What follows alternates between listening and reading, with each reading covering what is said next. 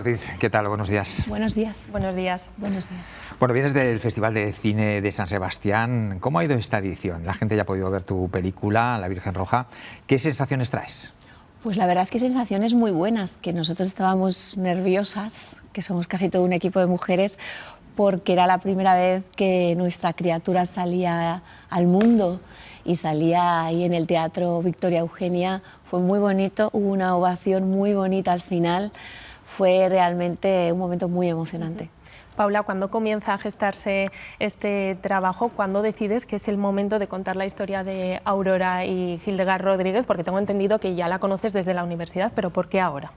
Bueno, ahora es porque ha sido una concatenación y la unión de la fuerza, el interés y la obsesión por esta historia de más de una persona. Fue María Zamora, la productora de Alcarrás, entre otras películas, y la productora de esta película, quien me llamó hace años ya, porque había leído un artículo sobre la historia de Aurora Rodríguez Carballeira e Hildegard Rodríguez Carballeira y no daba crédito, como yo creo que todos los que nos hemos acercado a la historia, de que algo así pudiera haber pasado en un momento en España, bueno, tan bullente y tan brillante, y que sea una historia tan desconocida para tanta gente. Entonces, en ese momento, de esto hace ya varios años, casi 5 o 6 años, y hubo un trabajo de guión, y no fue hasta hace 2 años hasta que Amazon Prime Studios y MGM pues nos dieron luz verde para hacerlo como es uno de sus originals y ya para ponernos en marcha plenamente. La historia te fascinó, no es fácil, nada fácil de contar, me imagino que hay que tener muchísima sensibilidad. ¿Cuáles han sido para ti los mayores retos durante el rodaje? Esta película para mí tiene muchos retos. El primero y fundamental es que es una historia durísima, es una historia terrible e incomprensible. Abre una herida muy profunda en una historia aparentemente simple entre una madre y una hija, pero abre una herida primitiva sobre la maternidad muy fuerte, algo muy íntimo y muy individual, que de pronto se teje en algo mucho más abstracto y colectivo y se convierte en una historia política. Yo he contado más veces que esto no es la historia de un arrebato de una madre que mata a una hija, no es un arrebato pasional, Aurora no era una loca, no era una psicópata, era una fanática. Y todo eso creo que, además de estar dialogando de manera muy fuerte con el presente, requiere responsabilidad y requiere ir hasta el fondo y requiere delicadeza también. Bueno, Aurora es una mujer también muy dura, ¿no? En sus expresiones. Bueno, en una de esas escenas que hemos visto en la película, por cierto, a mí me ha llamado la atención varias escenas, pero sobre todo cuando están viendo un partido de tenis, que están todos vestidos de blanco, menos ellas dos que están de negro.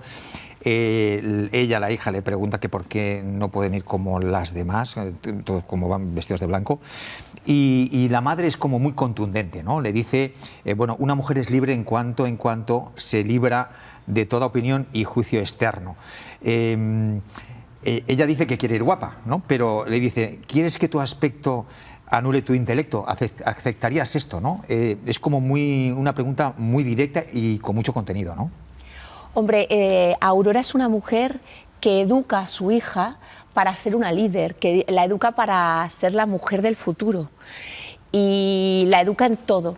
Realmente le da una galaxia de conocimiento, una formación absolutamente abrumadora en lo intelectual, en lo físico también, en la higiene, en el deporte, en la fortaleza que requería una mujer para el futuro, y en ese aspecto que esto es real, que ellas vestían siempre de negro, lo cual debía ser muy llamativo en un adolescente, y era una declaración política, entre otras cosas, era una declaración feminista para Aurora. El ir de negro, el anular en cierta forma el físico para que fuera su palabra y su intelecto lo que saliera a relucir. Bueno, es algo que es muy interesante para sacar, creo que es un detalle muy femenino, y de cómo el feminismo, cómo la libertad de las mujeres también ha ido evolucionando en relación a estos temas. Pero es cierto que es uno de esos momentos, sobre todo porque están ellas de negro en un partido de tenis, que es la única escena de la película donde van a una actividad con gente de la aristocracia, que son los únicos que visten de blanco, y por cierto visten muy bien, un vestuario muy bonito de Arantxa Ezquerro, aprovecho porque es de aquí de Zaragoza. y eran los únicos que vestían de blanco porque no se manchaban, porque no trabajaban. Entonces se quiere decir muchas cosas en ese partido de tenis. La gente que iba al tenis podía porque tenía tiempo libre y porque no trabajaba y podía ir con esas gasas mientras ellas hacían esa declaración vestidas de negro hasta arriba. Bueno, pues ahí en esa escena se acerca Abel, ¿no?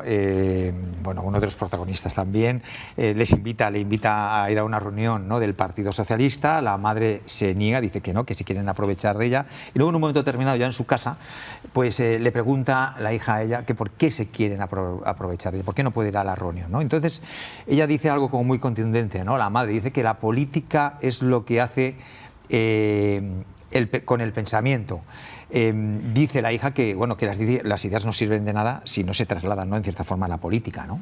Un mensaje muy claro y también muy actual, ¿no? Hay una discusión ahí porque la madre inicialmente no quería que se metiese en política. Es una de las grandes contradicciones de esta mujer, porque dices, has educado a la líder del futuro, ¿cómo va a ser una líder si no se mete en política? Parece que no era el momento, quizás. Claro, sí, había un plan muy rígido en Aurora.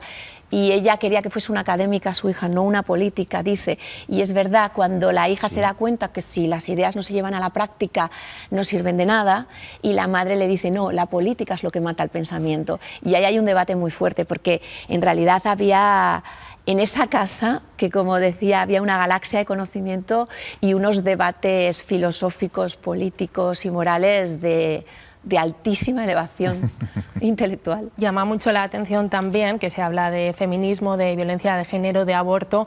Eran los temas a debatir en la España de los años 30, pero han pasado casi 100 años y vemos que siguen siendo las portadas, ¿no?, en muchos de los diarios actualmente. ¿Cómo de importante es para ti contar esta historia en un momento de tanta crispación política y social, ¿no?, que estamos viviendo? Pues es que a mí me parece que es muy importante, que es una historia, exactamente como has dicho, que dialoga de manera brutalmente paralela con el presente y escalofriantemente presente, porque son las mismas preguntas, son los mismos debates, están las mismas heridas abiertas, que poco avanzamos, que lentamente avanzamos en todas las cuestiones que tienen que ver con lo social y con la identidad, sobre todo en este caso de las mujeres. Y es cierto que todos esos temas en relación al aborto, Hildegard llegó a ser una referencia europea en relación a las cuestiones de reforma sexual y de libertad sexual de las mujeres, a pesar de que ella era una adolescente y de que murió virgen, también es otra de las grandes paradojas, la Virgen Roja, pero te das cuenta que en algunas cuestiones sí hemos avanzado, pero casi todas las preguntas que lanzaba el debate político en las asambleas socialistas, en el Ateneo, con Gregorio Marañón, todas siguen siendo las mismas y siguen sin estar resueltas, lo cual a mí me parece muy interesante. Y no solo eso, sino que a mí lo que me parece fascinante es que ellas, en general, en este momento, en la Segunda República, los debates políticos eran más precisos en su expresión y lingüísticamente. Y ella, creo que ahora invito a la gente a leer, a googlear las intervenciones en mítines y los discursos de Hildegard, porque están en internet, y si los lees hoy serían revulsivos por la precisión de su palabra, que ahora creo que seguimos con las mismas heridas, las mismas preguntas, y quizá hechas de manera más burda, más a grosso modo, como tú decías, con brocha gorda. Bueno, has querido trasladar, por lo menos eso es mi impresión, muchos mensajes durante toda la película, ¿no? Pero también hay una secuencia que a mí también me ha llamado mucho la atención, que has querido trasladar un mensaje muy directo, que es cuando hablas, cuando Aurora dice que ha reflexionado, que quiere cambiar su actitud ante su hija, pero dices algo como muy directo, dice Freud en el sexo, Nietzsche en el pecho y Marx en la cabeza. ¿Qué quieres decir con esta contundencia? Pues mira, esta contundencia salió en los ensayos. Cuando estábamos trabajando Najwa, Alba y yo les intentaba dar un contexto no solo histórico y social, sino filosófico. Y estas mujeres, Aurora es una mujer profundamente nietzscheana, quiere fabricar a la supermujer. en la estela de Nietzsche y el superhombre. Y es cierto que Aurora es hija de las grandes ideologías y de las grandes ideologías estructurales, de las que somos hijos y de las que es hijo todo el siglo XX. Y en realidad, claro, el motor que ellas tenían para esa liberación y para esa identidad física, sexual, psicológica era Freud en el sexo, Nietzsche en el pecho y Marx en la cabeza, en el plan mental.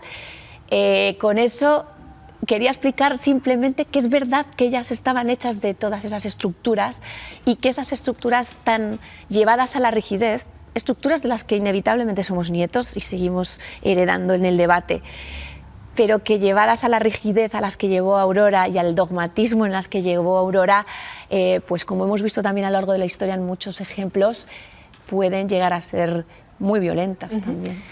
Hay prensa especializada que ya califica La Virgen Roja como la mejor película de Paula Ortiz hasta la fecha, y eso es mucho decir teniendo en cuenta, ¿no?, tu filmografía, pues desde Tu ventana a la mía, La novia, Teresa, o más recientemente Al otro lado del río y Entre los árboles, que ha llegado también a Canadá y Estados Unidos. No sé si tú lo sientes así. Es difícil porque yo quiero a todas mis criaturas por igual. Bueno, he de decir que es verdad que no por igual, que los procesos creativos son muy distintos, y esta película, lo que sí diría, es la última, es nuestro último hija, sí ha sido hecha por todo un equipo, diré que además en los puestos de decisión enteramente femenino, y la hemos hecho con mucha conciencia, con mucha responsabilidad, con mucho cuidado y mucha sostenibilidad. Ha sido un proyecto que ha tenido los recursos que necesitaba, el tiempo que necesitaba. Creo que todos, y que hemos sido muy responsables con eso, y lo hemos hecho con mucha conciencia. Y el viaje ha sido muy bonito por parte de todo el equipo. Creo que lo ha hecho con toda la sabiduría y la hermosura de la que eran capaces los equipos, y bueno, estamos muy orgullosos. Y sin duda se nota.